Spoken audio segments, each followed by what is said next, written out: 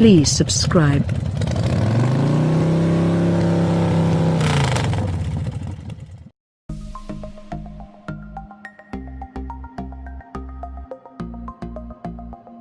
Until now, the latest Honda Civic has effectively been fighting a battle for sales with one hand behind its back. That's because it has been available only with petrol engines in an area of the market where diesel engines are, despite changing consumer tastes, still very popular. Now, though, the Civic range is up to full strength, with that gap in its lineup effectively plugged thanks to the addition of a heavily revised version of the 1.6-liter diesel engine that currently features in the CR-V and HR-V SUVs. Those revisions include reducing internal friction and producing the pistons from forged steel, as well as reworking the exhaust system. And, on paper at least, the changes look very effective. According to the provisional figures, the end result is 80.7 miles per gallon combined and CO2 emissions of 93 grams/km. Those figures are up with the very best in the class, and better than the equivalent engines in the Volkswagen Golf, Seat Leon and Renault Megane.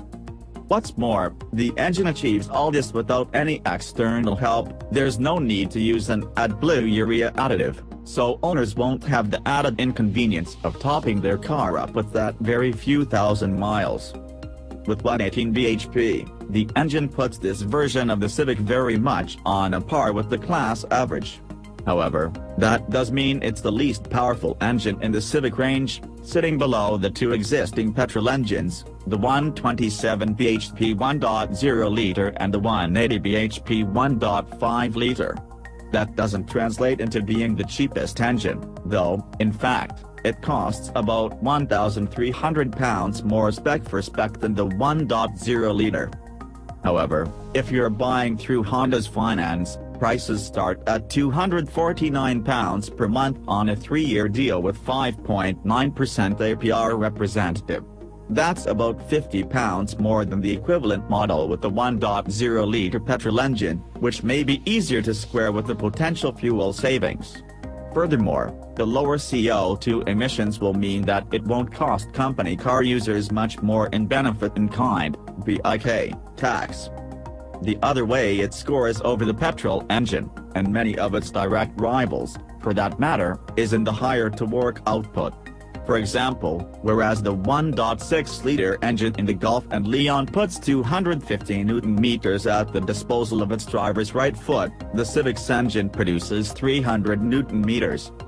Our short time behind the wheel of the European spec model was enough to demonstrate the engine's merits.